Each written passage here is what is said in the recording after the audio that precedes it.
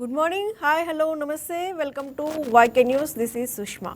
కేంద్రంలోని మోదీ ప్రభుత్వానికి లోక్సభలో మొట్టమొదటిసారిగా ఊహించని ఎదురు దెబ్బ తగిలింది. 131వ రాజ్యాంగ సవరణ బిల్లు పార్లమెంటులో వీగిపోయింది. లోక్సభ స్థానాలను పెంచడంతో పాటు చట్టసభల్లో మహిళలకు 1/3 రిజర్వేషన్లను 2029 నుంచి అమలు చేసేందుకు ఈ డ్రాఫ్ట్ను కేంద్రం పార్లమెంటు ముందు ఉంచింది. అయితే అందుకు అవసరమైన 3/2 మెజారిటీని సాధించడంలో పాలక వర్గం విఫలమైంది. 2 రోజుల పాటు జరిగిన వాడీవేడి చర్చ అనంతరం జరిగిన ఓటింగ్లో బిల్లుకు అనుకూలంగా 298 ఓట్లు, వ్యతిరేకంగా 230 ఓట్లు పోలయ్యాయి. సాధారణ మెజారిటీ లభించినప్పటికీ రాజ్యాంగ సవరణకు తప్పనిసరి అయిన ప్రత్యేక మెజారిటీని పొందలేకపోవడంతో బిల్లుకు ఆమోదం లభించలేదు.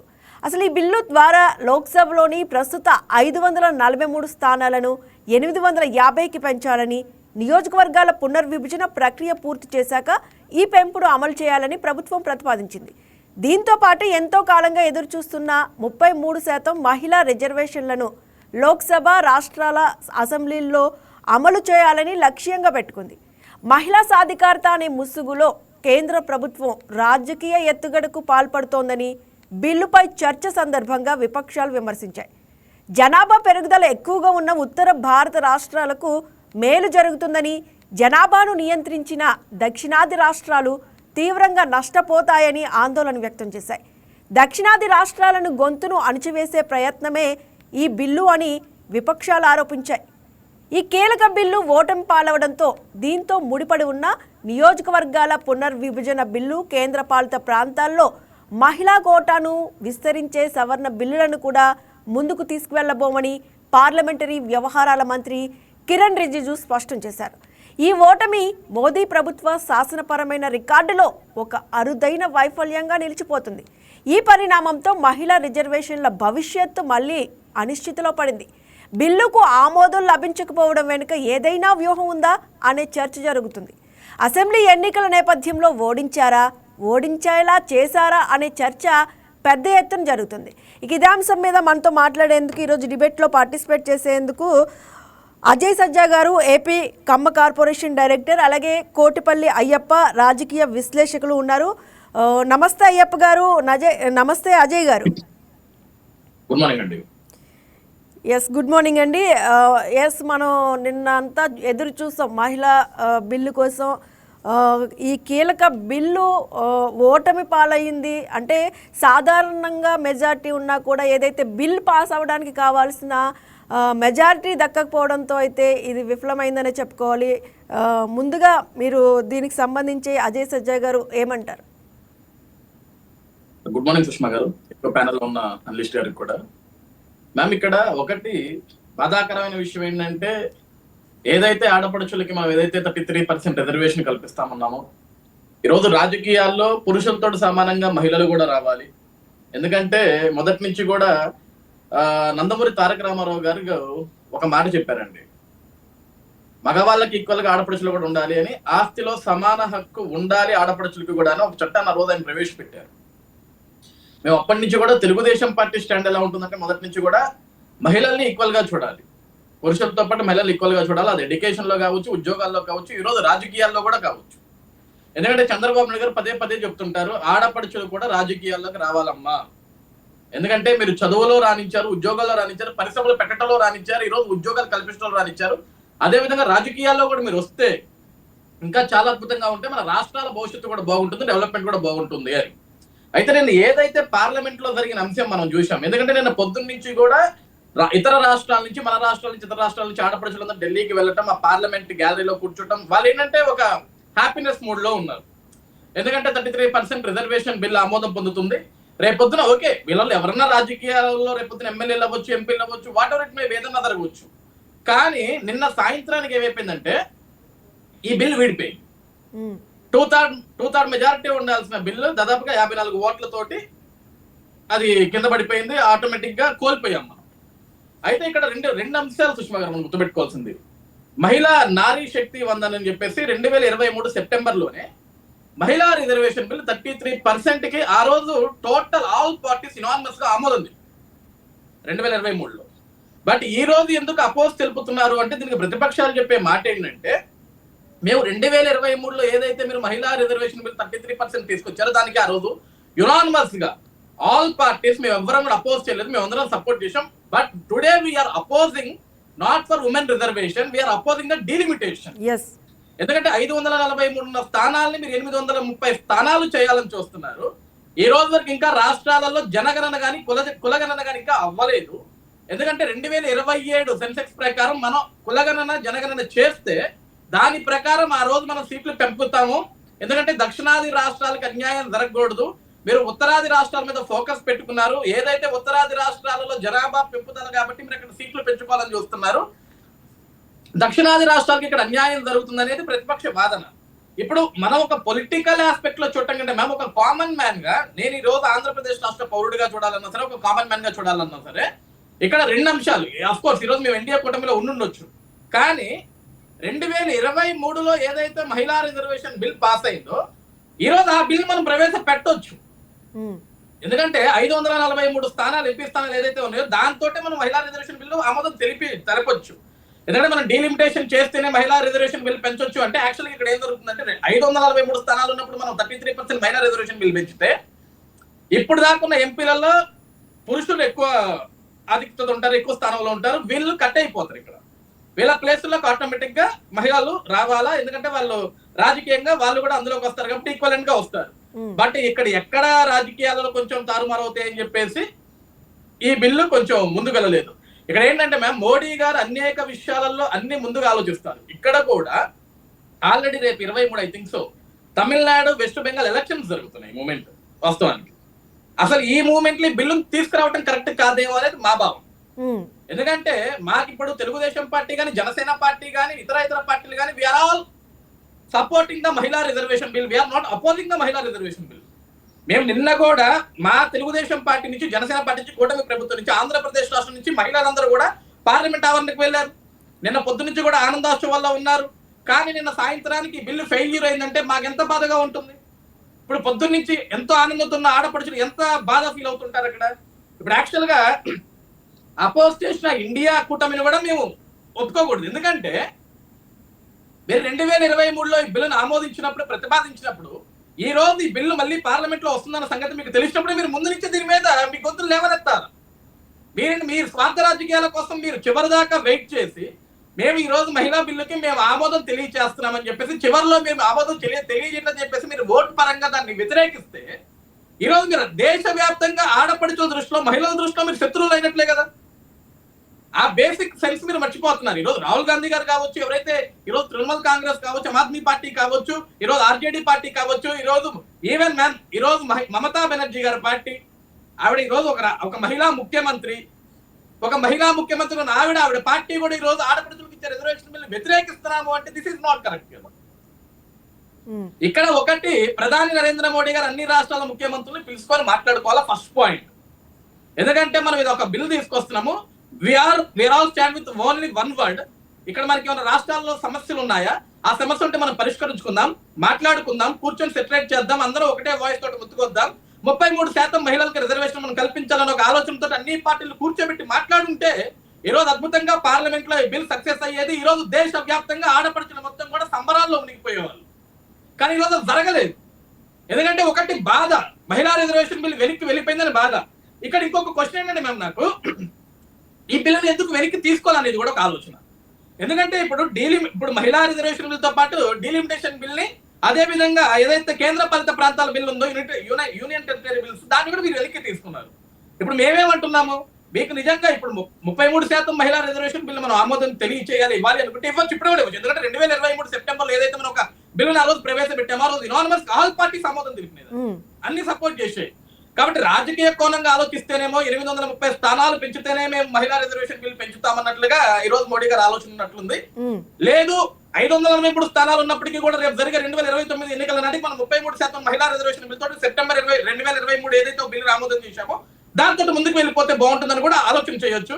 మరి అది పెద్దలు ఏ విధంగా ఆలోచిస్తారనే విషయం ఒకసారి వాళ్ళకే వదిలేస్తున్నాం. ఎందుకంటే రాజకీయాల్లో అనేకమైన మార్పులు జరుగుతాయి. మనం ఈ రోజు ఒక మాట ఉంటుంది, రేపు పొద్దున ఒక మాట ఉంటుంది. రాజకీయాల్లో ఏ వాటికి ఎక్కడ స్టాండిటీ ఉంటుందో మనం చెప్పలేం. కాబట్టి ఒకటి, ఆడపడుచులకి జరిగింది అన్యాయం, ఇది కంపల్సరీ ఖండించాల్సిన విషయం. ఎందుకంటే ఏ ఆడపడుచులకైతే మనం ఈరోజు ఆస్తిలో సమాన వాటాలు సమాన హక్కులు కల్పించాలనుకుంటున్నాం, పురుషులతోటి ఈ సమాజంలో ఈ దేశంలో ఆడపడుచులు చూడాలని చూస్తున్నామో, ఈరోజు ఆడపడుచులకి మనం అన్యాయం చేసినట్లే, వాళ్ళని మనం వెనక్కి తొక్కేసినట్లే. ఎందుకంటే వాళ్ళకి మనం అన్యాయం చేసినట్లు అది పార్లమెంట్ సాక్షిగా అన్యాయం జరిగింది. ఈరోజు పార్లమెంట్ సాక్షిగా అన్యాయం జరిగింది. అది నిన్న జరిగిన విషయం ఏప్రిల్ 17 ఒక చీకటి రోజుగా గుర్తుండిపోద్ది. అది ఇండియా కూటమి ఏదైతే ఉందో ఈరోజు వాళ్ళందరూ కూడా ఆత్మవిమర్శ చేసుకోవాలి. రెండో విషయం ఏంటంటే ఈరోజు భారతదేశ గౌరవ ప్రధానమంత్రి గారు కూడా ఇలాంటి ఒక బిల్లును ప్రవేశపెట్టేటప్పుడు ప్లస్ అండ్ మైనస్ రెండు చెక్ చేసుకోవాలి. ఎందుకంటే ఈ బిల్ ఇంప్లిమెంట్ జరుగుతుందో జరగదా అన్నప్పుడు దాని మీద 100 సార్లు చర్చలు పెట్టుకోవాలా, 10 సార్లు వాళ్ళతో మాట్లాడాలా, అన్ని పార్టీ నాయకుల్లో ముఖ్యమంత్రులను ఎంపీల్లో కూర్చోబెట్టి మాట్లాడుకోవాలా. ఎందుకంటే ఒక అద్భుతమైన బిల్లు, ఈరోజు దేశమే మెచ్చుకునే బిల్లు, ప్రపంచమే అప్లాస్ చేయాల్సిన బిల్లు. ఆ బిల్లు ఈరోజు ఈరోజు భారతదేశ ప్రధాని గారు ఓడిపోయింది.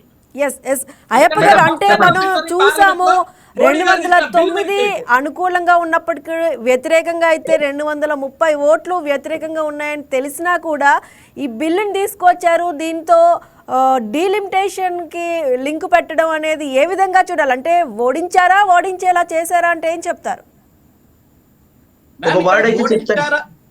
ఒకసారి అజయ్ సజ్జా గారికి మీకు కూడా గుడ్ మార్నింగ్ అండి. భారతదేశం మహిళలకి గౌరవం ఇవ్వటానికి పుట్టినిల్లండి.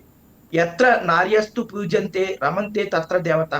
ఎక్కడ మహిళలు గౌరవించబడతారో అక్కడ దేవతలు కొలువై ఉంటారు అని చెప్పి భారతదేశం ప్రపంచ దేశాలకి ఆలవాలంగా ఉండి అంతటి గొప్ప చరిత్ర కలిగినటువంటి భారతదేశంలో ఒక 71 కోట్ల మంది మహిళల్ని పార్లమెంట్ సాక్షిగా అవమానించడం అనేది దేశం మొత్తం కూడా ఖండించవలసినటువంటి ఒక విషయం అండి. ఇంకో విషయం ఏంటంటే ఈ బిల్లు వీగిపోవటం అనేది, ఇప్పుడు అజయ్ సజ్జా గారు ఒక మాటని నేను అపోజ్ చేస్తాను. ఏ బిల్లు కూడా పార్లమెంట్లో కానీ చట్టసభల్లో కానీ ప్రతిపక్షాల యొక్క వాళ్ళకి ముందస్తుగానే ఆ బిల్లు మీద ఏం పెడుతున్నారని చెప్పి ఆ ప్రతిపక్ష హోదా కలిగినటువంటి నేతలకి బిల్లు ప్రవేశపెట్టేటప్పుడు ఆ బిల్లు యొక్క వివరాలు అన్ని ఇస్తారు.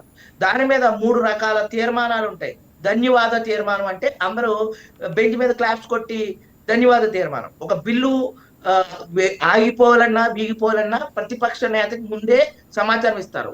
మనకి 2023 106 రాజ్యాంగ సవరణ చట్టం ద్వారా నారీమణి బిల్లు అప్పుడు డీలిమిటేషన్ కానీ జనాభా ప్రాతిపదిక కానీ అవ్వలేదు అని చెప్పి ఒక కారణంతో ఆ బిల్లు ఉభయ సభల్లో కూడా ఆమోదించబడింది. ఆల్రెడీ నారీమణి 33%, ఈవెన్ ఎస్సీ ఎస్టీ బీసీలకు ఇచ్చేటువంటి స్థానాల్లో కూడా 33% రిజర్వేషన్లు అమలు పరచాలి. దేశంలో మహిళలకి రిజర్వేషన్లు అనేవి అన్ని సామాజిక వర్గాల్లోనూ సమానంగా 33%, 1/3 రిజర్వేషన్లు మహిళలకి ఇవ్వాలని ఒక ప్రాతిపదికతోటి నారీమణి బిల్లు అమలైన తర్వాత ఈ బిల్లు ఎందుకు అమలవ్వలేదు అంటే అది మన దేశం యొక్క దౌర్భాగ్యం అండి.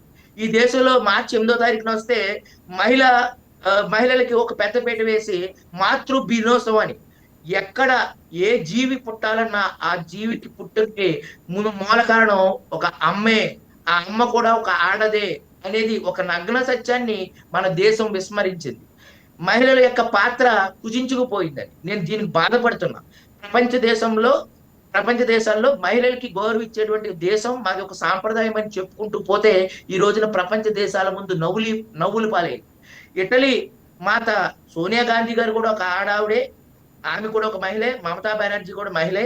ఇలాంటి తరుణంలో ఈ బిల్లుని ఓడించడం అనేది వారే ఓడించుకున్నారు చెప్తున్నాడు. ఇప్పుడు ఇందులో మోడీ గారు ఒక ప్రయత్నం చేశారు. ఇందులో డీలిమిటేషన్ కలిపారు అన్నారు. డీలిమిటేషన్ వాళ్ళు అడిగింది ఏంటంటే, మీరు ఇచ్చినటువంటి 850 సీట్లు సరిపోవు, 500 స్థానాలు, 500 పైచీలకు స్థానాల్ని దాన్ని 1000 స్థానాలకు పెంచాలి, లేదంటే 1100 స్థానాలకు పెంచాలి. అది పెంచి దాన్ని ఆమోదించిన తర్వాత డీలిమిటేషన్ చేయమని చెప్పి అడిగారు. గతంలో నారీమణి బిల్లు కూడా ప్రవేశపెట్టారు, అప్పుడు డీలిమిటేషన్ వల్ల ఆగలేదండి. నిన్న ఇంకో గుడ్ న్యూస్ ఏంటంటే, మహిళలకి అవమానించిన మహిళలకి 2023లో 106 రాజ్యాంగ సవరణ చట్టం ద్వారా ఇచ్చినటువంటి బిల్లుని నిన్న రాష్ట్రపతి గారు ఆమోదించారు. ఈ దేశంలో ఒక మహిళా రాష్ట్రపతిగా ఉన్నటువంటి మన దేశంలో ఇలాంటి బిల్లులు వీగిపోవడం అనేది ఒక దురదృష్టకరం. కానీ ఒక గుడ్ న్యూస్ ఏంటంటే మహిళా బిల్లు వీగిపోయిన మహిళలకు ఇచ్చేటువంటి ఏదైతే 500 పైచిలకు స్థానాలు లోక్సభ స్థానాలు ఏవైతే ఉన్నాయో అందులో 33% రిజర్వేషన్లు అమలు చేయడానికి 106 రాజ్యాంగ సవరణ ద్వారా మన ప్రభుత్వం నిన్న రాష్ట్రపతి గారి ద్వారా ఆమోదించింది. ఖచ్చితంగా 2029లో మహిళా ప్రాధాన్యతకి పెద్దపీట వేసింది కూటమి పార్టీ అని మనం చెప్పుకోవచ్చు. బీజేపీ, తెలుగుదేశం, జనసేన పార్టీలు ఈ 3 పార్టీల యొక్క భాగస్వామ్యంతో ఈ రోజున ఆ బిల్లు ఆ రోజున 2023లో ఏదైతే అమలైందో ఈ రోజున ఇక్కడ బిల్లు వీగిపోయినా కానీ రాష్ట్రపతి గారి ద్వారా అమలు చేపించి మహిళల యొక్క ప్రాధాన్యత ఏమీ తగ్గలేదు, కూటమి ప్రభుత్వం మహిళలకు పెద్దపీట వేసింది అనేది వాళ్ళు చెప్పించి కొట్టినట్టు చెప్పింది. ఇండియా కూటమి కేవలం అడ్డుకున్నా కానీ ఒక్క డీలిమిటేషన్ మాత్రమే అడ్డుకున్నారు తప్ప మహిళా బిల్లుని అడ్డుకోలేకపోయారనేది నేను ఘంటాపథంగా చెప్పగలను. అంటే అయ్యప్ప గారు, మహిళలకైతే 33% రిజర్వేషన్లు కల్పించాలనే చారిత్రాత్మక నిర్ణయానికి సిద్ధమైంది ప్రభుత్వం. అయితే ప్రతిపక్షాలు మెజారిటీ ఓట్లను అందించడంలో ఎందుకు విఫలమయ్యాయంటే ఏం చెప్తారు? ఇందులో చాలా రాజకీయ కోణాలు ఉన్నాయి. 850 సీట్లు కాదు, 545 ఏదైతే లోక్సభ స్థానాలు ఏదైతే ఉన్నాయో దాన్ని 1100కు పెంచాలని చెప్పి ప్రతిపక్షాలు డిమాండ్ చేసినట్టు అమిత్ షా గారు కూడా దానికి వివరణ ఇచ్చారు. మేము 50% ఇప్పుడున్న ప్రస్తుతం ఉన్నటువంటి సీట్లకి 50% మేము పెంచి మీకు అప్పచెప్తాము అని చెప్పారు. దాన్ని బిల్లు ముందుగానే ఇస్తామని చెప్పారు. ఆల్రెడీ 850కి పెంచడానికి అన్ని బిల్లులు కీకట్ట అన్ని దేశం అంతా కూడా యావత్ అంతా కూడా 850 సీట్లు పెంచుతున్నారు లోక్సభ.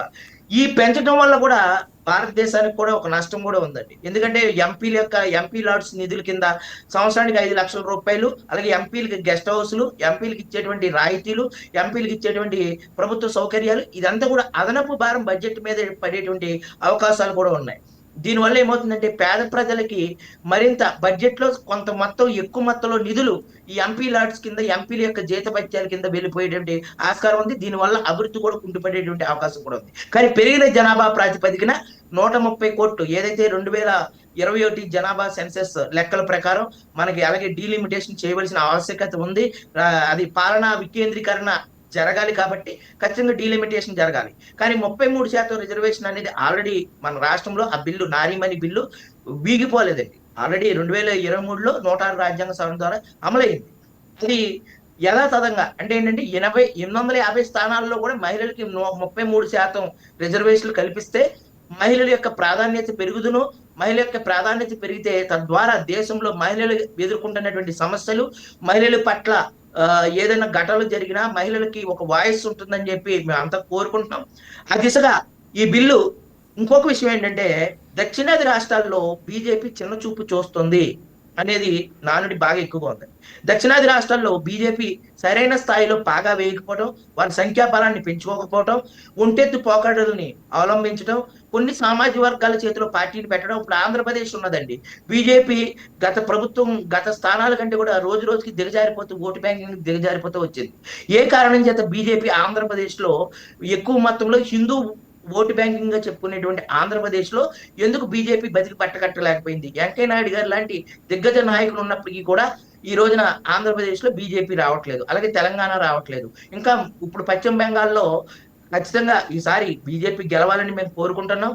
ఇదే గెలిచిన తర్వాత బీజేపీ తమిళనాడులో ఏదైతే ఉందో అక్కడ బీజేపీ గెలవాలి. ఈ బిల్లు దేశవ్యాప్తంగా 2029 నాటికి అమలు అవ్వాలి.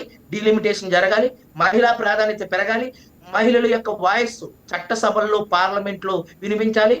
దేవతలు పుట్టినిల్లుగా భారతదేశం కొనియాడుతున్నటువంటి ఏదైతే మనం అనుకుంటున్నామో ప్రతి మహిళ ఒక తల్లి, ప్రతి మహిళలో ఒక సోదరిని ఒక తల్లిని చూసుకునేటువంటి భారతీయ సంస్కృతి మీద ఈ ప్రభావం పడకుండా భవిష్యత్తు తరాలకి భారతదేశం మహిళా లోకానికి ఒక ఆదర్శంగా నిలిచేటువంటి దేశంలో ఈ బిల్లు వీగిపోవడం అనేది ప్రపంచ దేశాలు వేలెత్తి చూపినటువంటి పని అయిందండి.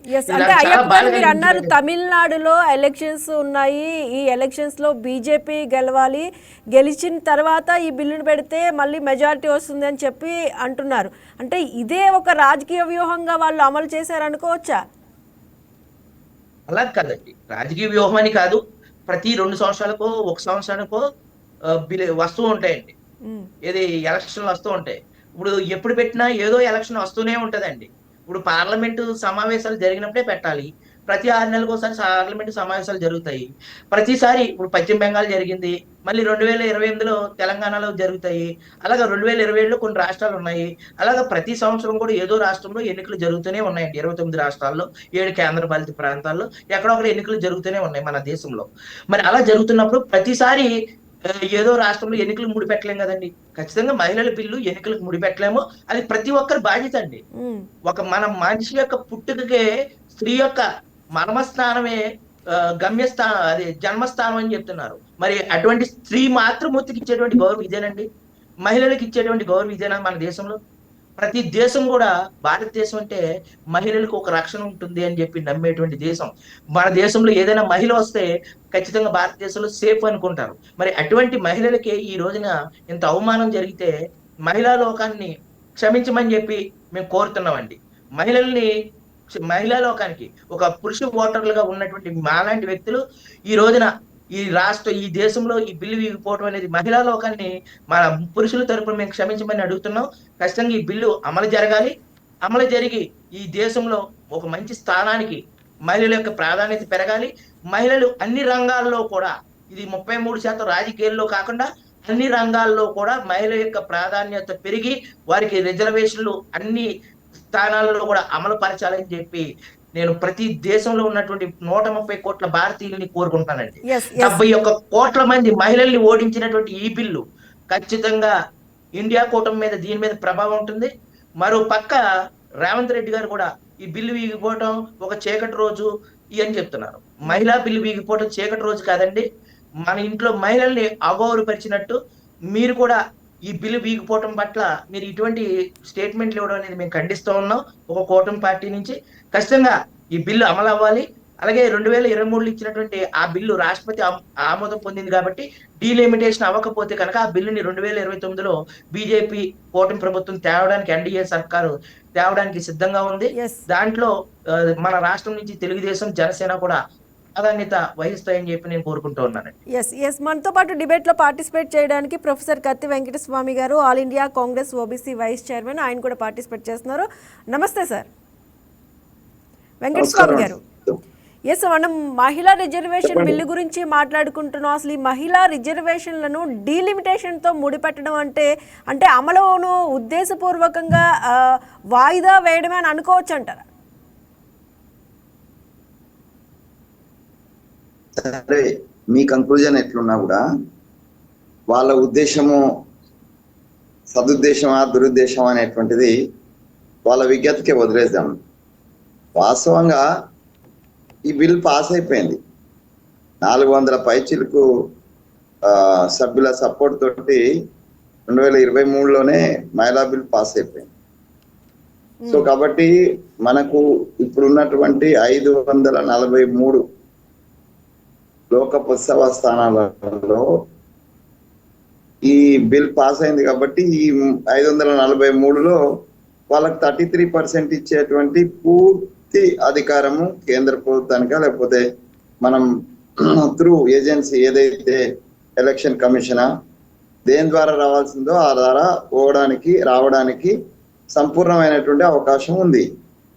అలా ఉండంగా కూడా మళ్ళీ డీలిమిటేషన్ చేసి అక్కడ పెరిగిన వాటిలలో వీళ్ళకి ఇస్తాం అనేటువంటి దాంట్లో డెఫినెట్ గా ఒక వ్యూహాత్మకమైనటువంటి కుట్ర ఉందనేటువంటిది చాలా స్పష్టం. మేము ఏమంటున్నామంటే యాజ్ అండ్ నౌ ఇప్పుడున్నటువంటి 543లోనే ఇచ్చేయండి. మీరు పెంచే వాటిలో వస్తే పెంచే వాటిలో కూడా ఎంత వస్తే అంత ఇచ్చేయండి. 33% వాళ్ళకి ఇస్తామని. మీరు దీని తర్వాత పెంచినా కూడా మహిళా బిల్లు వీగిపోయింది అనే దాన్ని కనెక్ట్ చేయడము సమంజసం కాదు. ఎందుకంటే ఆల్రెడీ పాస్ అయిన బిల్లును వీగిపోయింది అనడం ఏంటి? ఇది నాకు మరి నిపుణులు ఏం చెప్తారో లేకపోతే పెద్దలు ఏం చెప్తారో కానీ నేను ఒక సామాన్య పౌరుడిగా లేకపోతే ఒక ప్రొఫెసర్గా లేకపోతే నాకు తెలిసిన మేరకు ఈ బిల్లు వీగిపోవడానికి భారతీయ జనతా పార్టీ కారణం. దాంట్లో ఏదన్నా తప్పు జరిగిందంటే యూనియన్ గవర్నమెంటే. పెంచుతాము మనం 850 చేస్తామా 815 చేస్తామా? అయితే రెండోది 815 చేసేటువంటి దాంట్లో ఒక మంచి ప్రతిపాదన కేంద్రం పెట్టిన దాంట్లో ఏంటంటే 50% పెంచుతాం. ఇది అంటే ఇప్పటిదాకా ఉన్నటువంటి దాంట్లో నార్త్ ఈస్ట్ కావచ్చు, లేకపోతే దక్షిణాది రాష్ట్రాలకు కావచ్చు, ఇక్కడ ఉన్నటువంటి ఇప్పుడు ఈ దక్షిణాది రాష్ట్రాల్లో కూటమి ప్రభుత్వంలో చంద్రబాబు నాయుడు గారు లాంటి ఒక అనుభవజ్ఞుడైనటువంటి రాజకీయవేత్త ఉన్నాడు. ఆయన చెప్పినా లేకపోతే స్టాలిన్ చెప్పినా ఎవరు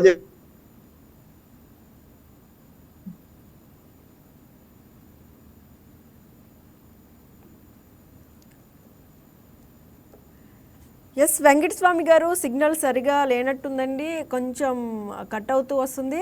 ఎస్ అజయ్ సజ్జన్ కనాలని మన జనాభాను పెంచుకోవాలని చెప్పిన సందర్భం.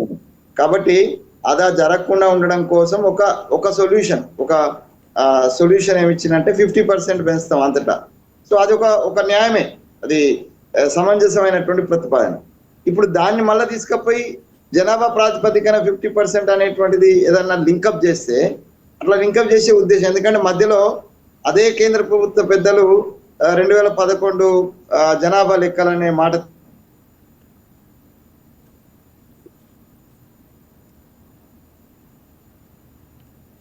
ఎస్ అజయ్ సజ్జా గారు, ఇప్పుడు వెంకటస్వామి గారిది అయితే సిగ్నల్ సరిగా లేనట్టుందండి. ఎస్ ఇంకా మరి ఈ బిల్లు వీగిపోవడం పరిస్థితి ఏర్పడదు. డెఫినెట్ గా ఈ దేశంలో ఉన్నటువంటి మహిళల గురించి మా పార్టీకి సంబంధించి అయితే మేము ఎప్పుడు కూడా మహిళలను సమభాగంగానే మా పార్టీ యొక్క వ్యవహారాల్లో కావచ్చు, అధికారంలో కావచ్చు, అన్ని చోట్ల కాంగ్రెస్ పార్టీ అనేక అవకాశాలు ఇచ్చినటువంటి సందర్భం ఉన్నది. ఈ దేశంలో మొదట ప్రధానమంత్రి కాంగ్రెస్ పార్టీ నుంచే మహిళ అయింది. ఈ దేశంలో రాష్ట్రపతి ఫస్ట్ కాంగ్రెస్ పార్టీనే అయింది. స్పీకర్ నుంచి కూడా కాంగ్రెస్ పార్టీనే, అంటే అక్కడి నుంచి మొదలుకొని కింది వరకు కూడా అనేక రాష్ట్రాల్లో, చాలా రాష్ట్రాలలో ముఖ్యమంత్రి, ఒడిశా రాష్ట్రంలో ముఖ్యమంత్రిగా నందిని శతపథిని తీసుకొచ్చి ముఖ్యమంత్రి చేసింది కూడా కాంగ్రెస్ పార్టీ. కాబట్టి మహిళలకు కాంగ్రెస్ పార్టీ, అందులో సోనియా గాంధీ లాంటి మహిళా పక్షపాత అయినటువంటి వ్యక్తి ఈ కాంగ్రెస్ పార్టీకి అధినాయకురాలుగా ఉన్నది. కాబట్టి మేము మహిళలకు వ్యతిరేకం కాదు, మహిళా అభివృద్ధికి, సాధికారతకు కట్టుబడి ఉన్నటువంటి కాంగ్రెస్ పార్టీ దీంట్లో రాజకీయమైనటువంటి లబ్ధి పొందడం కోసము అనవసరమైనటువంటి బదనాం చేయడము, అనవసరమైనటువంటి రచ్చ చేయడం అనేటువంటిది సమంజసం కాదు. ఆ సందర్భంగా అంటే మీరు చెప్పారు 2023లోనే ఈ బిల్లు పాస్ అయింది, ఈ బిల్లు అప్పుడు మెజారిటీ ఉంది అప్పుడు అని చెప్తున్నారు. మళ్ళీ మరి ఈ బిల్ తీసుకువచ్చినప్పుడు కాంగ్రెస్ తరపు నుంచి ఓటింగ్ లో పార్టిసిపేట్ చేయకుండా మీరు చెప్పాల్సింది కదా. అక్కడ చెప్పినారు కదండి, మీరు వినలేదా? లేకపోతే పెద్దలు వినలేదా? దాంట్లో ఓబీసీ అనే కొన్ని పక్షాల నుంచి మాలాంటి వాళ్ళము, నేను OBC all India vice chairman, మాలాంటి వాళ్ళం ఏమన్నాము, మహిళలో కూడా సబ్ రిజర్వేషన్ కోటా కావాలన్నాం. ఇంతకు ముందు కూడా ఆగింది. అంటే ఇది 1996 నుంచి ఈ తతంగం అంతా నడుస్తుందండి. 96 లో దేవగౌడ నాయకత్వంలో ఫస్ట్ టైం పెట్టినప్పటి నుంచి కూడా అబ్జెక్షన్స్ ఏందనంటే దీంట్లో సబ్ రిజర్వేషన్ కోటా ఉండాలనేటువంటిది చాలా పక్షాల యొక్క అబ్జెక్షన్. కాంగ్రెస్ మధ్యలో ప్రయత్నం, వాజ్పేయి గారు ప్రయత్నం చేసినప్పుడు అట్నే ఆగింది, లేదా కాంగ్రెస్ మధ్యన పివి నరసింహ గారి సమయంలో అట్నే ఆగింది. సో ఈ ఆగిన ప్రతి సందర్భం అంతా కూడా మహిళా రిజర్వేషన్ లో సబ్ కోటా కోసం, కేవలము ఆధిపత్య కులాలకు సంబంధించిన మహిళల కోసమే అన్నట్టుగా ఇది పెట్టకూడదు. దాంట్లో కూడా సబ్ కోటా ఉండాలా, SC ST including the OBC అనేటువంటిది ఇప్పుడున్నటువంటి పరిస్థితిలో సాధ్యం కాదు. ఎందుకంటే రాజ్యాంగంలో ఓబీసీలకు ప్రత్యేకంగా రాజ్యాంగ పరమైనటువంటి రిజర్వేషన్ లేదు. దాన్ని ఇవ్వాలనే కదా కొట్లాడుతున్నది, ఆ వాటా కోసమే కొట్లాడుతున్నాం కదా.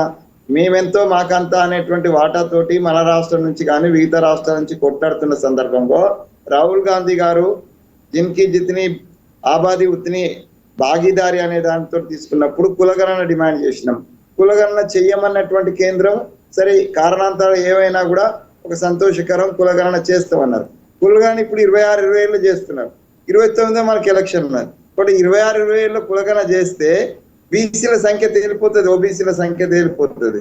అప్పుడు మీరు కంపల్సరిగా మీరు ఒప్పుకున్న ప్రకారము, మీ వాగ్దానం ప్రకారము రాజ్యాంగబద్ధంగా మాకు చట్టసభలలో రిజర్వేషన్ ఇవ్వాల్సి వస్తుంది. ఆ రిజర్వేషన్ ఇవ్వకుండా మీరు దాన్ని తొక్కిపట్టడం కోసమే, దాన్ని పోస్ట్పోన్ చేయడం కోసమే డెఫినెట్ గా ఇది తొందర చేస్తున్నారు అనేటువంటిది ఒక వాదన నడుస్తుంది. సో నేనేమంటున్నా అంటే కేంద్రాన్ని ఈ సంశయాన్ని కూడా అఖిల పక్షాన్ని కూర్చోబెట్టి, నిపుణులను కూర్చోబెట్టి, రాజ్యాంగ పెద్దలను కూర్చోబెట్టి ఒక కంక్లూజన్, ఒక మంచి కార్యం తీసుకున్నప్పుడు దాంట్లో ఆటంకాలు వచ్చినాయి. 30 ఏళ్ళ నుంచి మహిళా బిల్లుకు ఆటంకాలు వచ్చినాయి, ఇప్పుడు కూడా ఆటంకం వస్తుంది. దీన్ని ఒక బ్రదర్ చెప్పినట్టుగా ఒక మంచి సద్భావనలో అందరిని కూర్చోబెట్టి, ఎందుకంటే దేశంలో ఎవ్వరు కూడా ఏ పార్టీ కూడా మహిళా బిల్లును వ్యతిరేకించడం లేదు, కానీ దాని యొక్క ప్రాసెస్ లో ఉన్నటువంటి వాటిలో అడిషన్స్ అడుగుతా ఉన్నది. అది 30 ఏళ్ల క్రితమైన అట్నే అడిగినారు, ఇప్పుడు కూడా అట్నే అడుగుతున్నారు. దీన్ని కేంద్ర ప్రభుత్వమే రాజకీయ లబ్ధి కోసం ఉపయోగించుకోకుండా, రాజకీయ అటువంటి అవసరాల కోసం దీన్ని మలచకుండా, ఇప్పుడు కాంగ్రెస్ వాళ్ళు లేకపోతే మిగతా వాళ్ళు మహిళా బిల్లును వ్యతిరేకించిండ్రు, వీరు మహిళలకు వ్యతిరేకమైన ప్రచారం ఆల్రెడీ స్టార్ట్ చేస్తున్నారు ఆ మీడియాలో. ఇప్పుడు మనతో కూర్చున్న మిత్రులే అంటున్నారు, కానీ కాదు, అది తప్పది. మీరు మీ చిత్తశుద్ధిని నిరూపించుకోవాలని అంటే డెఫినెట్ గా దీన్ని లింకప్ చేయకండి. ఒకదానికి ఒకటి లింకప్ చేయడం వల్ల ఇప్పుడు ఇబ్బంది అవుతున్నది. సో ఇప్పుడు మా 42% సంబంధించి మేము పంపంగానే ఏం లింక్ పెట్టినారు, అందులో ముస్లింలు ఉన్నారని లింక్ పెట్టినారు. ఇవన్నీ కూడా అసంబద్ధమైనటువంటి వాదనలు. ఇవ్వాలనేటువంటి ఆలోచన లేకుండా దాన్ని ఎగ్గొట్టేటువంటి ప్రయత్నంలో భాగంగా లేదా పోస్ట్పోన్ చేసేటువంటి ముందు భారతీయ జనతా పార్టీ కేంద్ర ప్రభుత్వ ఆలోచన ప్రకారం 2034 ఎలక్షన్ కు మహిళా రిజర్వేషన్ తీసుకురావాలని వాళ్ళ ఆలోచన. ఇది ప్రకటన వచ్చింది, అప్పుడు అందరు అపోజ్ చేసి లేదు 29 కావాలనే డిమాండ్ అన్ని పక్షాల నుంచి వచ్చింది, including the Bharatiya Janata party. ఏదైతే వాళ్ళ కఠబంధంలో ఉన్నటువంటి సంఘాలు ఏవైతున్నాయో, పార్టీలు ఏవైతున్నాయో వాళ్ళు కూడా డిమాండ్ చేసిండు. అప్పుడు దిగొచ్చి 29 చేస్తామన్నారు. ముందైతే 34 వాళ్ళ ప్లాన్.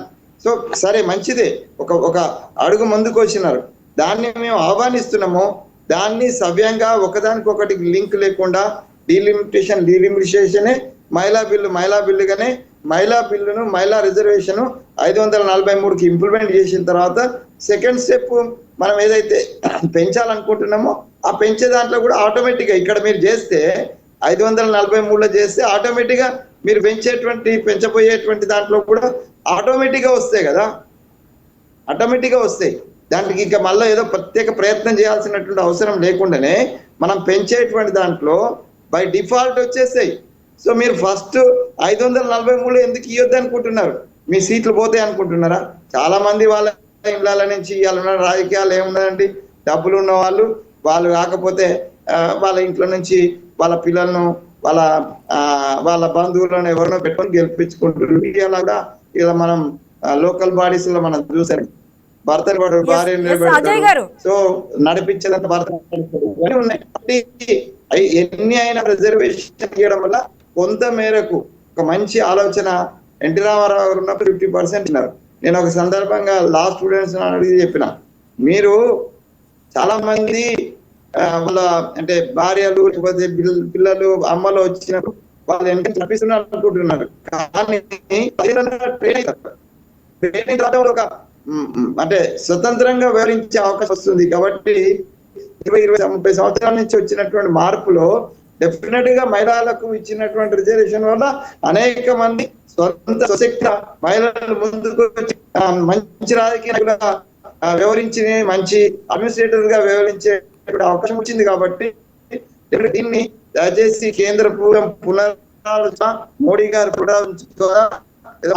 పోయడానికి కాకుండా డెఫినెట్ గా దీన్ని అందరికీ పాస్ చేద్దాం. ఈ దేశంలో ఉన్నటువంటి మహిళలకు తప్పనిసరిగా ఈ దేశం మనం చెప్తాం మహిళా శక్తిని పూజిస్తాము అని చెప్పుకుంటూనే ఇంకో పక్కన వాళ్ళకి సంబంధించిన దాంట్లో ఎన్ని ఆటంకాలు కలగడం దురదృష్టకరం. డెఫినెట్ గా అందరం కలిసి సమిష్టి బాధ్యతగా సమిష్టి బాధ్యత ప్రతి ఒక్కరి యొక్క బాధ్యతగా భావించి ఈ దేశంలో దుర్గగా పూజించేటువంటి మహిళకు సముచితమైన మాత్రం కాంగ్రెస్ పార్టీ కోరుకుంటుంది. ఆ దిశ కేంద్ర ప్రభుత్వం అడుగులు వేయాలని మేము విజ్ఞప్తి చేస్తున్నాం. ఎస్ అజయ్ గారు, ముందస్తుగా సంప్రదింపులు జరపకుండానే సంఖ్యాబలం లేని స్థితిలో బిల్లును ప్రవేశపెట్టడం అంటే ఓన్లీ సమావేశాల కోసమేనా, లేదంటే ఎన్నికల కోసం చేస్తున్న రాజకీయ డ్రామానా? ఇక్కడ సుష్మా గారు, రాజకీయ డ్రామానా లేకుంటే ఎన్నికల కోసం చేస్తున్న ఎత్తులా అంటే ఇది ఈరోజు దేశం గర్వించదగ్గ బిల్లు కదా. ఇప్పుడు ఆల్రెడీ 2023లో మనం ఒక సవరణ తీసుకొచ్చుకున్నాం, 106 సవరణతోటి ఆ రోజు బిల్లు మనం ఆమోదం తెలియజేశాం. ఇందాక పెద్దలు అన్నట్లు రాష్ట్రపతి గారు సెప్టెంబర్ 28, 2023 ఆ రోజు ఆమోదం తెలిపారు. అయితే ఆ రోజు కొన్ని నిబంధనలు ఉన్నాయి. దీనికి ఏంటంటే 33% మహిళా రిజర్వేషన్ బిల్ చట్టం అమలు కావాలంటే, ఒకటి సెన్సెస్ జనాభా లెక్కలు జరగాలి, 2 డీలిమిటేషన్ పూర్తయితే, ఈ జనాభా లెక్కలు డీలిమిటేషన్ 2 పూర్తయితేనే ఈ 33% అమల్లోకి వస్తుంది అనేది ఆ రోజు ఒక నిబంధన ఉంది. ఇప్పుడు ఈ 33% నిబంధన అమల్లోకి రావాలి అంటే ఏంటి? ఆ రోజు పార్లమెంట్ లోనే కదా చట్టం చేసింది. ఆ రోజు రాష్ట్రపతి గారు ఆమోదం తెలిపినట్లుగా ఈ 33% రిజర్వేషన్ జరగాలి అంటే డిలిమిటేషన్ జరగాలి, జనాభా లెక్కలు పూర్తవ్వాలి. అవి పూర్తవ్వకుండా జరగదు. ఇప్పుడు నేనేమన్నాను, ఇప్పుడు ఒకటి కేంద్రం ఒక డిసిషన్ తీసుకుంది, పార్లమెంట్ లో ఒక చట్టాన్ని తీసుకొచ్చాం మనం, 131 సవరణ బిల్లును ఆమోదం చేశాం, 33% రిజర్వేషన్ బిల్ తో పాటు డీలిమిటేషన్ అని పెట్టాం మనం. ఇప్పుడు సీట్లు పెంపటంలో తప్పేం లేదండి, సీట్లు పెంచుకోవచ్చు, తప్పేం లేదు. నేనేమన్నానంటే ఇంతటి బిల్లు మనం ప్రవేశపెట్టేటప్పుడు, ఇప్పుడు ఈరోజు నేనన్నా, ఇప్పుడు ఈవెన్ ప్రొఫెసర్ గారు మాట్లాడినా, లేకుంటే ఈరోజు దేశం మొత్తం మాట్లాడుతున్నారు, ఆల్ పార్టీస్ తోటి కూర్చొని ఒక స్టాండింగ్ కమిటీ వేసుకొని కూర్చొని మాట్లాడుంటే ఈ బిల్లు వీగేది కాదు కదా. ఈవెన్ అఫ్ కోర్స్ ఈరోజు మేము కూటమిలో ఉన్నాం, నేను దానికేం కాదనట్లేదు. కానీ ఈరోజు ఈ బిల్లు ఆమోదం పొందాలి అంటే, ఈరోజు మనం ఆమోదం పొందలేకపోయాం కదా బిల్లు, ఈరోజు బిల్లు వీగిపోయింది కదా. అంటే ఇప్పుడు ఇక్కడ ఎవరు పరుగు పోయినట్లు? ఇప్పుడు రాజకీయ డ్రామాలు అంటే, ఇక్కడ రాజకీయ డ్రామాలు అయితే ఏముండవు మేము. ఒకటి మోదీ గారికి ఉన్న ఆలోచన ఏంటంటే మహిళల్ని, మహిళా శక్తిని, నారీ శక్తిని పెంచాలని ఒక ఆలోచన. ఒకటి 2034 కాదు 2029లోనే మనం ఈ బిల్ని ఇంప్లిమెంట్ చేసేస్తే 2029 నాటికి జరిగే ఎన్నికలలో రాష్ట్రాలలో, దేశంలో, కేంద్రంలో మహిళా సంఖ్య పెరగాలని ఒక ఆలోచన, ఒక అద్భుతమైన ఆలోచనతో నరేంద్ర మోడీ గారు ముందుకు వచ్చారు, అడుగులు ముందుకేసి. కానీ ఆ బిల్లు ప్రవేశపెట్టేటప్పుడు 1కి 2 సార్లు, ఎందుకంటే 2/3 పార్టీ, మనకి 2/3 పార్ట్ ఆఫ్ ఓటింగ్ మనకు ఉందా లేదని ఒకసారి చెక్ చేసుకుండాల్సింది. ఎందుకంటే ఆల్రెడీ 2023లో మనకి ఫుల్ మెజారిటీ ఉన్న బిల్లు ఈరోజు చర్చలు జరుగుతున్నప్పుడే కాంగ్రెస్ కానీ మిగతా ఇండియా కూటమి కానీ వాళ్ళు ఆల్రెడీ అపోజ్ చేస్తున్నారు, మాట్లాడుతున్న చర్చలు జరుగుతున్నాయి. సో ఒక 2 రోజులైనా సరే, టైం ఉంది కదా మ్యామ్, ఇంకా ఒక 1-2 డేస్ అన్నా సరే కూర్చొని మాట్లాడుకోవాల్సింది అనేది మా భావన. ఎందుకంటే ఇప్పుడు దేశంలో ఆడపడుచులకి ఈరోజు ప్రాధాన్యత కల్పిస్తున్నారు అంటే ఒక తల్లికి కొడుకుగా నేను కంపల్సరీ యాక్సెప్ట్ చేస్తాను. ఎందుకంటే ఇప్పుడు ప్రతి తల్లి కూడా రాజకీయాలు, ఇప్పుడు ఆర్థికంగా ఎదుగుతున్నారు, సామాజికంగా ఎదుగుతున్నారు. ఈరోజు ఈ జనాభాలో 50%, 100% జనాభాలో 50% ఆడపడుచులు కూడా ప్రధాన రంగాల్లో ముందడుగులో ఉంటున్నారు. దానికి we are all happy and we are all accepting that. అదే విధంగా ఈ రోజు కూడా ఈ బిల్లు నిజంగా నేను వేగకపోయి ఉంటే చాలా అద్భుతంగా భావించేటోళ్ళం, చాలా సంతోషంగా ఉండేటోళ్ళం మేమంతా కూడా. ఈరోజు నాకు ఇప్పుడు మోడీ గారు తీసుకున్న నిర్ణయాన్ని తప్పు పట్టట్లేదండి మేము ఎవరం కూడా. అండ్ కాంగ్రెస్ కూడా మీరు బిల్లుని అపోజ్ చేసే ముందు, నేను అదే అడుగుతున్నాను, మీరు బిల్లుని అపోజ్ చేసే ముందు మీ టర్మ్స్ అండ్ కండిషన్స్ మీరు పెట్టాలి కదా అవన్నీ ముందు కూడా. ఎందుకంటే ఇప్పుడు డీలిమిటేషన్ వల్ల దక్షిణాది రాష్ట్రాలకు ఇబ్బంది జరుగుతుంది అనేది ఏదైతే ఒక భావన కాంగ్రెస్ తీసుకొస్తుందో, ఏ విధంగా ఇబ్బంది జరుగుతుంది అనేది కూడా మీరు క్లారిటీ ఇవ్వాలి కదా. ఇక్కడ ఒకటి సుష్మా గారు నేనేమన్నానంటే, ఒకటి ఇది మనం తొందరపాటుతో ప్రవేశపెట్టామా, మనకి అసలు 2/3 పార్టీ ఆఫ్ ఓటింగ్ ఉందా లేదా క్లారిటీ మనకు ఉందా లేదా అనేది ఒకటి ఫస్ట్ మనం ప్రవేశపెట్టినప్పుడే ఆలోచించాలి. ఈరోజు వీగిపోయిన తర్వాత రాజకీయాల్లో ఇప్పుడు బీజేపీ ఏమంటుంది, ఇప్పుడు బీజేపీ కానీ ఈరోజు ఇప్పుడు ఎన్డీఏ కూటమి ఏమంటుంది, కాంగ్రెస్ కి ఆడపడుచులు తీసుకురావడం ఇష్టం లేదు కాబట్టి వీళ్ళు అడ్డుకున్నారు అంటారు. ఈరోజు ఇండియా కూటమి ఏమంటుంది, మీకు నిజంగా చిత్తశుద్ధి ఉంటే ఏదైతే 543 స్థానాలు ఉన్నాయో, ఏదైతే సెప్టెంబర్ 28, 2023 మీరు ఒక బిల్ ఇంప్లిమెంట్ చేశారో, ఆ రోజు అందరూ యునానిమస్ యాక్సెప్ట్ చేసాం, దాంతో చేయండి డీలిమిటేషన్ తో మీకు తర్వాత సంగతి, మీరు జనాభా లెక్కలు డీలిమిటేషన్ ఇవన్నీ సెన్సెస్ లెక్కల తర్వాత మీరు చేసుకోండి అంటుంది. ఇప్పుడు 2 పార్టీలు కూడా దీనివల్ల ఎవరు లాస్ అవుతున్నారు, ఆడపడుచులు కాదా. ఈరోజు 2 పార్టీలు ఎన్డీఏ కూటమి కావచ్చు, ఇండియా కూటమి కావచ్చు, వీళ్ళిద్దరి మధ్య ఈరోజు నలిగిపోయింది ఎవరు, నారీ శక్తి కాదా, మహిళా శక్తి కాదా అవమానించబడింది. ఈరోజు 2 పార్టీలు మేమేం మాట్లాడుతున్నాం, ఈరోజు ఇండియా కూటమి కావచ్చు, ఇండియా కూటమి కావచ్చు, ఇద్దరేం మాట్లాడుతున్నాం, మేము స్త్రీని దుర్గగా భావిస్తామంటున్నారు. కేవలం వార్డ్స్ మాత్రమే మిగిలిపోతున్నాయి, మాటల్లోనే మిగిలిపోతున్నాయి మరి లెక్క ప్రకారం. ఇప్పుడు నేను 2 పార్టీలు అడుగుతున్నాను, ఇద్దరిని అడుగుతున్నాను, భారతదేశంలోనే అన్ని పార్టీలని అడుగుతున్నాను. మనం ఆడపడుచులు అంటే కేవలం వాట్స్ ఎత్ర నారేత్య పూజంతే తత్రే రమంతే తత్ర దేవత అని మాట్లాడుతున్నాం. ఇవన్నీ మనం మాటల వరకు పరిమితం అయిపోయాం మరి. సో నేనేమన్నానంటే ఇప్పటి వరకు భారత రాజ్యాంగంలో లేకుంటే భారత రాజకీయాలలో పురుషులు అనేక మంది ఉన్నారు. మాకు గతంలో చంద్రబాబు నాయుడు గారు ఒక మాట చెప్పారు, పురుషులు చాలా అనుభవించారయా, రాజకీయాలు కావచ్చు, వ్యాపారాలు కావచ్చు, ఉద్యోగాలు కావచ్చు, అన్ని కావచ్చు, రాజకీయాల్లో ఆడపడుచులకు మన స్థానం కల్పించాలని. అఫ్ కోర్స్ కల్పిద్దాం, దానికి డిలిమిటేషన్ కి సంబంధం లేదు. ఎస్ అయ్యప్ప గారు, అంటే 2024లోనే ఆమోదం పొందిన ఈ నారీ శక్తి వందన్ అధినియం ఉండగా మళ్ళీ కొత్తగా ఈ 131వ సవరణ బిల్లు తెచ్చి కాలయాపన చేయడమేనంటారు. నేను మా గురువు గారు ప్రొఫెసర్ గారికి అలాగే మా సోదరుడు అర్జా గారికి వాళ్ళు ఇచ్చిన 2 ప్రశ్నలు ఉన్నాయి. 2 ప్రశ్నలకి కూడా నేను ఆన్సర్ క్లియర్ చేస్తానండి. ఎస్ అంటే 2023లో 106 రాజ్యాంగ సవరణ ఏదైతే చేస్తున్నారో కాన్స్టిట్యూషన్ అమెండ్మెంట్, దాంట్లో ఆ ముసాయిదాలో మొదటి పఠనం 2వ పఠనంలో కూడా ఆ రోజున విపక్షాలు అధికార ప్రతిపక్షాలు ఇచ్చినటువంటి సలహాలు సూచనలు అన్నీ కూడా లెక్కల్లోకి తీసుకున్న తర్వాత మాత్రమే ఆ బిల్లు ప్రవేశపెట్టడం జరిగిందండి. అందులో డీలిమిటేషన్ కూడా ఉండాలి అని చెప్పి ఆ రోజున ప్రతిపక్షంలో ఉన్నటువంటి ఇండియా కూటమి పెద్దలు కూడా మాట్లాడటం జరిగింది. సమగ్ర కులగణన, సమగ్ర జనగణన 2 జరగాలి. అప్పుడే ఏ కులానికి ఏ ప్రాతిపదికన రిజర్వేషన్లు ఇస్తారు, వాళ్ళ జనాభా ప్రాతిపదిక ఎలా ఉంది, రాజ్యాంగం ఇచ్చినటువంటి దామాషా ప్రాతిపదికన వాళ్ళకి రిజర్వేషన్లు ఇవ్వాలంటే దానికి ఈ బిల్లు ఆమోదం పొందాలంటే సమగ్ర కులగణన, సమగ్ర జనగణన జరగాలి. దాని ప్రకారం రిజర్వేషన్లు అమలు జరగాలి. ఆ రిజర్వేషన్లో కూడా మహిళల బిల్లు అమలు జరగాలి. ఇది జరగాలంటే సమగ్ర డీలిమిటేషన్ కూడా జరగాలని చెప్పి క్లియర్ కట్ గా ఆ 2023లో 106 రాజ్యాంగ సవరణ ద్వారా ప్రవేశపెట్టినటువంటి నారీమణి బిల్లో ఆ ముసాయిదాలో ప్రొవిజన్స్ అన్ని కూడా క్లియర్ కట్ గా ఇవ్వటం జరిగిందండి ఆ రోజున ప్రతిపక్షాలు. అదే బిల్లుని అది అమలుపరచాలంటే డీలిమిటేషన్ కావాలి, అది అమలుపరచాలంటే జనగణన జరగాలి. జనగణన అనేది ఆల్రెడీ జరిగింది కాబట్టి ఇప్పుడు డీలిమిటేషన్ తో పాటు ఈ మహిళా బిల్లుని ఆ రోజు ఏదైతే సార్ జనగణన జరగలే. ఒకసారి సార్ గురువు గారు, నేను ఒకసారి నేను మాట్లాడిన తర్వాత నేనేమంటున్నా, జనగణన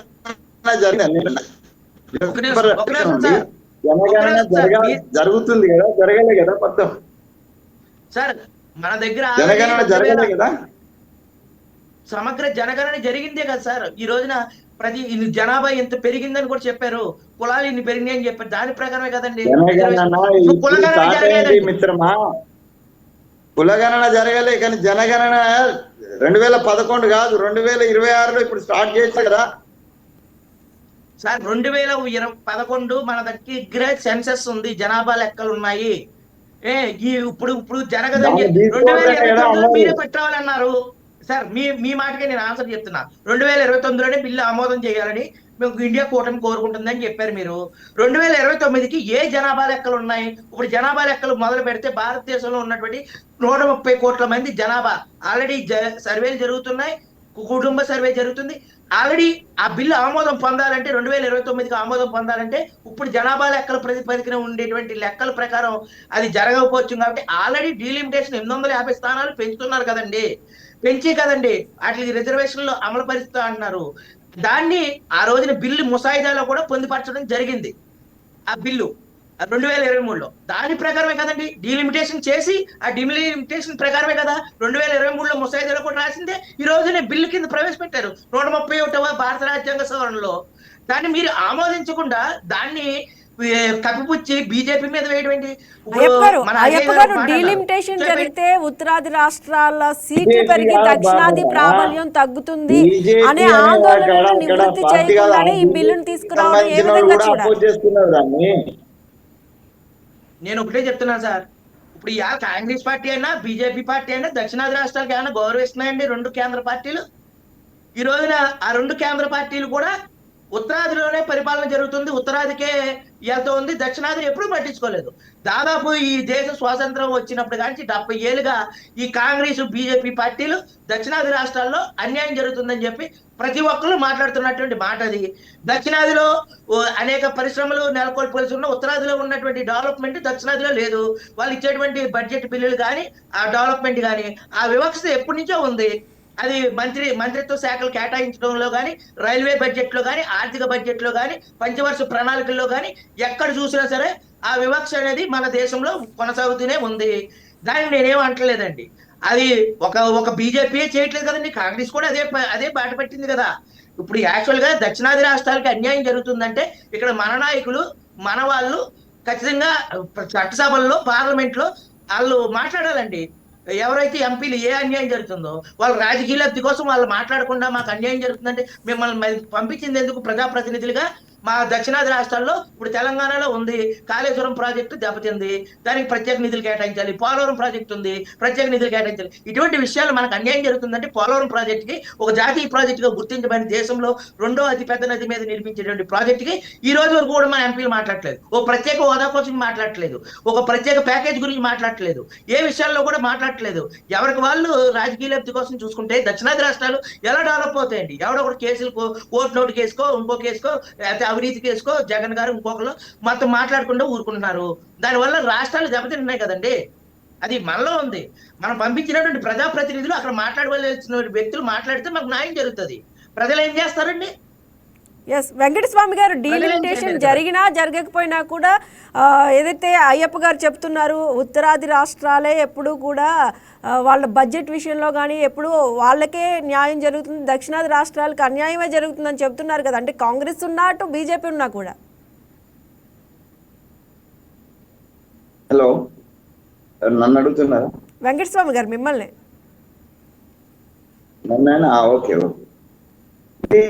దక్షిణాది రాష్ట్రాల్లో అంటే చాలా అనుభవంగా ఉన్నటువంటి చంద్రబాబు నాయుడు దగ్గర నుంచి మొదలుకొని స్టాలిన్ దాకా, చిన్నమైనటువంటి రేవంత్ రెడ్డి దాకా, లేకపోతే టిఆర్ఎస్ పార్టీకి సంబంధించిన కేసీఆర్ దాకా అందరు కూడా ఈ విషయంలో వివక్ష అనేది చాలా స్పష్టం. నేను నార్త్ ఈస్ట్ ఇండియా, గుజరాత్, అన్ని రాష్ట్రాల ఇన్ఛార్జ్ నేను చూశాను. అంటే మనం ప్రత్యక్షంగా పోయి చూసినట్టు ఉంటే ఈ పరిశ్రమలో లేకపోతే ఆర్థిక అభివృద్ధిలో నార్త్ ఎంత ముందు అనేటువంటి దాన్ని ఆశ్చర్యపోతాం మనం వెళ్ళి చూస్తూ. అక్కడ చూసేదాకా మనకు పార్టీ వివక్ష జరిగింది అనేటువంటిది అర్థం కాదు. సో వీళ్ళందరూ అనుభవం ఉన్న వాళ్ళు చూసినారు కాబట్టి ఆ వివక్షకు వ్యతిరేకంగా పోరాటం చేయకపోయినా మనకు రావాల్సిన దాన్ని తీసుకొచ్చేటువంటి గట్టి ప్రయత్నము ఆంధ్రప్రదేశ్గా ఉన్నప్పుడు తెలుగుదేశం అంటే ప్రధాన కారణం దాంట్లో అభివృద్ధి కూడా ఉంది కదా, అభివృద్ధి మాట కూడా ఉంది కదా. ఏదో రాజశేఖర్ గారు చేసినటువంటి ప్రయత్నంలో కొన్ని మాకు ఆయిల్ విషయంలో ఆయన చేసినటువంటి ప్రయత్నాలు ఇవన్నీ కూడా, అలాగే రామకృష్ణ హెగ్డే లేకపోతే మన ఎంజి రామచంద్రన్ వీళ్ళందరూ చేసిన ప్రయత్నాలు రాష్ట్రాలకు బయటికి రావాలనేటువంటి ప్రయత్నం, ఆ భావన కూడా ఉంది.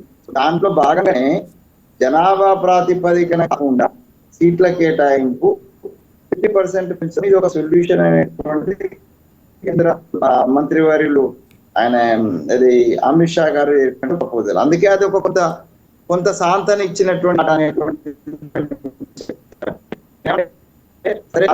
పార్టీ, అది కాంగ్రెస్ కావచ్చు లేకపోతే బీజేపీ కావచ్చు, ఒకరోజు కదా కాంగ్రెస్ పాలన చేసింది, అటు బీజేపీ కూడా నుంచి అది కూడా కాలంలోకి వచ్చింది, అంతకుముందు లేకపోయినా. అంతకు ముందున్న పార్టీ అంతా కాంగ్రెస్ డెఫినెట్ తప్పు పట్టాలి కదా. ఏ వివక్ష జరిగినా కూడా ఆ పార్టీని తప్పు పట్టాల్సిందే కదా.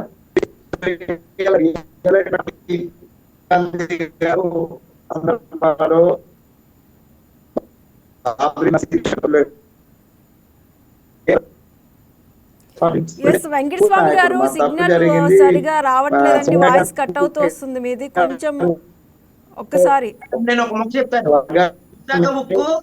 అన్నాం ఈ రోజునే ఆంధ్రప్రదేశ్ లో గత ప్రభుత్వంలో కానీ ఇప్పుడున్న కూటమి ప్రభుత్వంలో కానీ విశాఖ ఉక్కు ఆంధ్ర హక్కు అని చెప్పి ఉమ్మడి ఆంధ్రప్రదేశ్ లో కూడా ప్రతి ఒక్క తెలుగువాడు నిలదించాడండి. మరి ఈ రోజు విశాఖ ఉక్కులో నష్టం వస్తుందని చెప్పి దానికి గనులు కేటాయించడం కానీ ఏం చేయట్లేదు. ఇప్పుడు జార్ఖండ్ లో ఉండేటువంటి అనేక వాటికి కేటాయిస్తున్నారు. ఈ రోజు ప్రతి ప్రాజెక్టు కూడా దక్షిణాది రాష్ట్రాల్లో ఉండేటువంటి వ్యక్తులకి కాంట్రాక్ట్ లేకుండా ఉత్తరాదిలో ఉండేటువంటి బడా స్టేట్లకి బడా వ్యక్తులకి ఎప్పటి నుంచో కాంట్రాక్ట్లు ఇస్తున్నారండి. ఈ రోజున చైనా వ్యాప్తంగా 11 మిలియన్ల మెట్రిక్ టన్నులు బొగ్గు తరలిపోతుందండి. మరి అదే బొగ్గు మన విశాఖ స్టీల్ ప్లాంట్కి ఎందుకు కేటాయించట్లేదు? అంటే ఈ పోలవరం ప్రాజెక్ట్ ఎందుకు జాతీయ ప్రాజెక్ట్ గా గుర్తించట్లేదు? ఇది అప్పుడు కాంగ్రెస్ ఉన్నప్పుడు జరగట్లేదు, ఇప్పుడు ఉన్నప్పుడు జరగట్లేదండి. అది నష్టపోయినటువంటి 25 సంవత్సరాలుగా ఆంధ్రప్రదేశ్ లో విశాఖ ఉక్కు కర్మాగారం మీద లక్షలాది కార్మికులు పట్టపోసుకుంటుంటే దానికి కాంగ్రెస్ ప్రభుత్వం అన్యాయం చేసింది, బీజేపీ ప్రభుత్వం అన్యాయం చేసిందండి. ఒక ఎనలిస్ట్ గా మాట్లాడాలంటే దక్షిణాది రాష్ట్రాలకి ఎప్పుడు అన్యాయమే జరుగుతుందండి. అందులో మెయిన్ గా మనకు రాజధాని లేదు, పోలవరం ప్రాజెక్ట్ లేదు, ఆంధ్రప్రదేశ్ ఉక్కు లేదు. ప్రతి విషయంలో కూడా మన నాయకులు ఎంపీలు అక్కడ మొద్దు నిద్ర పోతున్నారు అసెంబ్లీకి పార్లమెంట్కి వెళ్ళి. అందువల్ల మనకి ఎప్పుడు అన్యాయం జరుగుతుంది. రైల్వే జోన్ల విషయంలో కానీ, విశాఖ స్పెషల్ జోన్ కింద ప్రకటించడంలో కానీ, కొత్త రైలు వేయడంలో కానీ, విద్యుత్ కేంద్రీకరించడంలో కానీ ప్రతి విషయంలో కూడా మనకు అన్యాయం జరుగుతుంది. పంచవర్ష ప్రణాళికలో భాగంగా మన రాష్ట్రానికి అతి తక్కువ నిధులు కేటాయిస్తున్నారు. మనకి ఇచ్చేటువంటి నిధులు ప్రపంచ బ్యాంక్ దగ్గర అప్పులు చేసి ఆ అప్పుల్లో మీరు కట్టుకోండి అని చెప్పి దాన్ని ఒక అప్పు కింద ఇచ్చి మేము కేంద్రం యొక్క సహాయం అంటే దాన్ని ఏంటంటే అర్థం? ఈ రకంగా ఎప్పటి నుంచో మన ఆంధ్రప్రదేశ్ కి అన్యాయం జరుగుతుంది. మన నాయకులు మాట్లాడలేదు. ఒక దక్షిణాది రాష్ట్రాల్లో ఎక్కువ అన్యాయానికి గురయ్యి రాజధాని లేకుండా అస్తవ్యస్తంగా ఉన్నటువంటి రాష్ట్రం మన రాష్ట్రమే. ఐటీ డెవలప్మెంట్ లేదు, ఇన్ఫ్రాస్ట్రక్చర్ డెవలప్మెంట్ లేదు, మౌలిక వసతులు లేవు, ఏమీ లేవండి. ఇక్కడ మీడియా రంగం వారికి కూడా కనీసం వసతులు కూడా కల్పించట్లేదు. జర్నలిస్టులకి కేంద్రం ఇచ్చేటువంటి ఇన్సెంటివ్స్ ఏమీ ఇవ్వట్లేదు. మన రాష్ట్రంలో కేవలం ఇంకా కొద్దో గొప్ప తెలంగాణ రాష్ట్రంలో కొంచెమైనా జరుగుతుందండి. అక్కడ కేంద్ర రాష్ట్ర ఆదాయాలు సంయుక్తంగా ఉన్నాయి కాబట్టి మన ఆంధ్రాలో ఏ ఆదాయం ఉంది? అప్పులు పాలైపోతున్నాం. మనకి ఎంత ప్రయత్నించినా కానీ లాభసాటిగా లేదు, అప్పులు చేయవలసి వస్తుంది. మా రాష్ట్రం వైపు ఎప్పుడైనా కేంద్ర ప్రభుత్వాలు చూస్తున్నాయా? అటు బీజేపీ కానీ అటు కాంగ్రెస్ కూడా అస్తవ్యస్తంగానే విభజించింది. ఆంధ్రప్రదేశ్ కి పూర్తిగా ఆంధ్రప్రదేశ్ యొక్క వాదన వినిపించుకోకుండా చేసింది.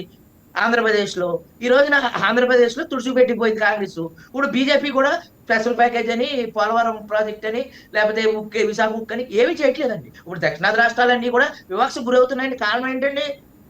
మన చట్టసభల్లో మన నాయకులు వెళ్ళి మనం గెలిపించుకున్నటువంటి ప్రజాప్రతినిధులు వెళ్ళి అయ్యా మాకు ఇది రావాలి, లేదంటే బాయ్కాట్ చేయడం, వాళ్ళు చేయడం అని చెయ్యాలి. లేకుండా ఏమీ చేయకుండా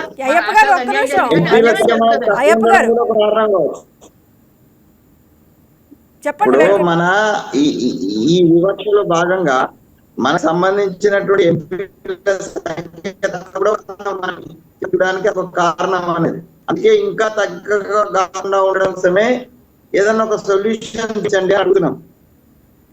అడిగితే మీరు రాజ్యాంగం మార్చమంటారా అంటారు, ఒక ఇంకొక ఏదైతారు. దానికి సరైనటువంటి సొల్యూషను నేనేమంటానంటే ఈ బిల్లు విషయంలో మీరు ఒక అఖిల పక్షాన్ని లేకపోతే స్టాండ్ని ఒక పెద్దలతోటి అనుభవం, ఇప్పుడు దక్షిణాది ఈ గురించి మాట్లాడుతున్నారు. ఇప్పుడు ఇండియా కూటమిలోనే ఉన్నటువంటి చంద్రబాబు నాయుడు గారిని మీరు లోకి తీసుకోండి, తీసుకోండి.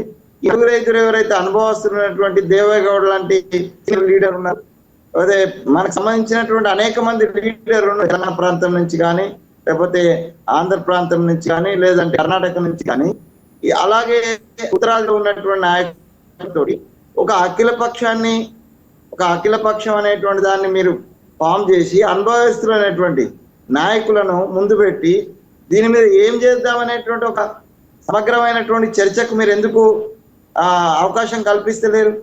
పార్లమెంటు అన్నిటికన్నా పెద్ద కానీ పార్లమెంటు మీద పోయిన తర్వాత పార్లమెంట్ లో మాట్లాడేటువంటి ఎంపీలు కానీ, ఎంపీలు కానీ, కాంగ్రెస్ కానీ, మిగతా వాళ్ళు కానీ వాళ్ళ పార్టీ లైన్ లో మాట్లాడుతున్నారు. కానీ ఓవరాల్ గా దీన్ని ఎట్లా చేద్దాం అనే సూచనల వైపు వెళ్తలేదు. అందుకని నేనేమంటున్నా అంటే అవుట్ సైడ్ లో రాజ్యాంగ నిపుణులతోటి, అలాగే అనుభవమైనటువంటి నాయకులతోటి, అదే ఒక కమిటీ ఒక సమావేశం పెట్టి దీని మీద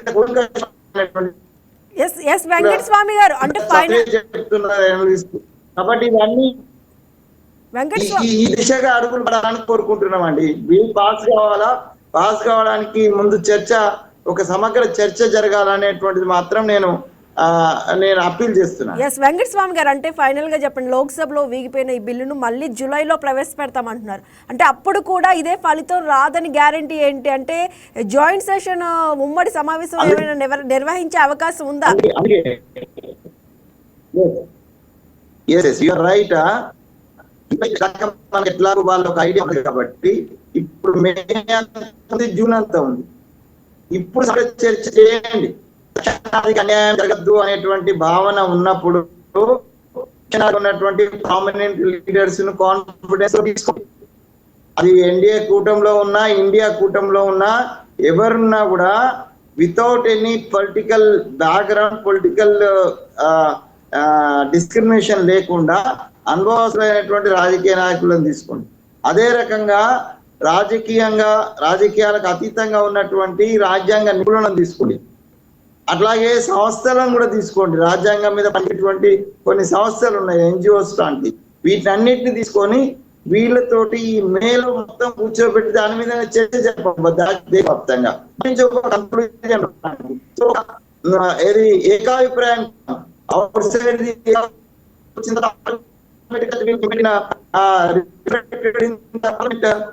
సో అప్పుడు అన్ని నుంచి చంద్రబాబు గారి దగ్గర అవకాశం ఉంది కదా. లేదు అజయ్ సజ్జ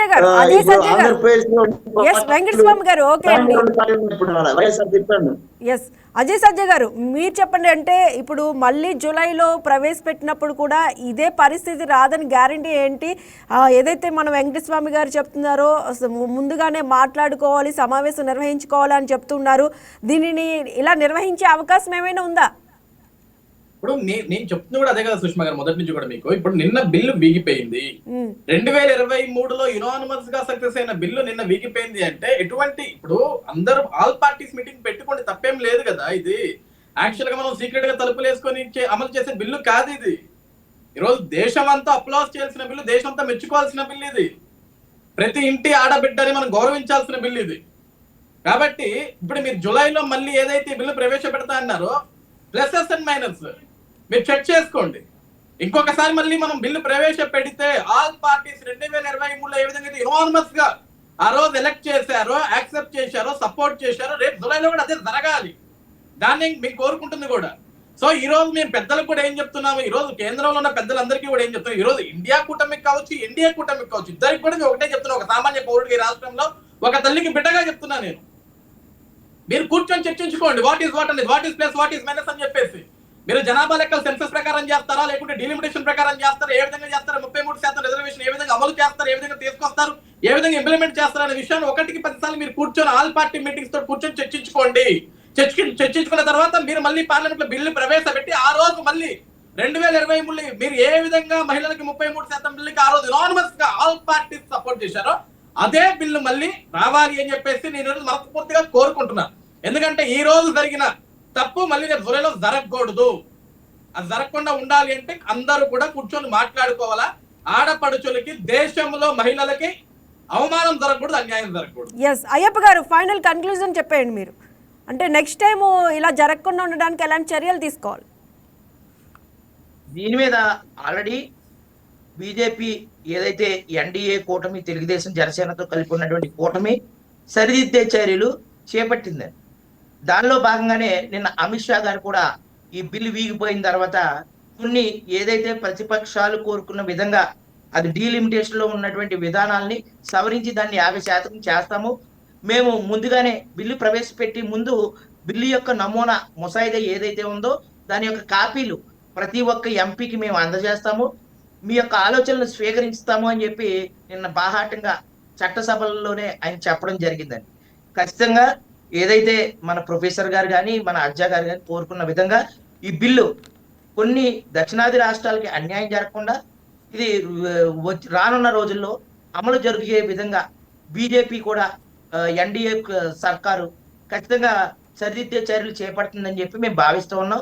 ఏదైతే 211 మంది సభ్యులు తిరస్కరించారో, గతంలో 210 మంది సభ్యులు ఓటేశారు. ఒకే ఒకటి అజారుద్దీన్ ఓవైసీ గారు ఒక్క అతనే ఈ మహిళా బిల్లును వ్యతిరేకంగా ఓటు వేసినటువంటి ఒకే ఒక్క ఎంపీ అండి 543 మందిలో.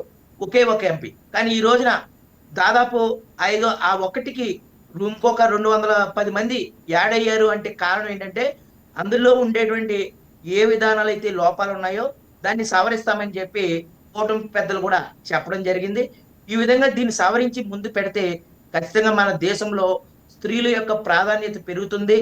ప్రతి స్త్రీ కూడా గౌరవించబడాలి. చట్టసభల్లో వాళ్ళ ప్రాధాన్యత పెరగాలి. అలాగే ఉద్యోగ అవకాశాల్లో కూడా ఈ 33% రిజర్వేషన్లు పూర్తి స్థాయిలో అమలవ్వాలి. ప్రతి స్త్రీకి కూడా ఈ రోజున ఏదైతే పురుషులు లాభపడ్డారో అని చెప్తున్నారు అందరూ, కానీ స్త్రీలు కూడా అంతే గౌరవప్రదంగా వాళ్ళు రాజకీయాల్లో రాణించాలని చెప్పి ఈ బిల్లు ఆమోదం పొందాలని చెప్పి నేను కోరుకుంటున్నాను.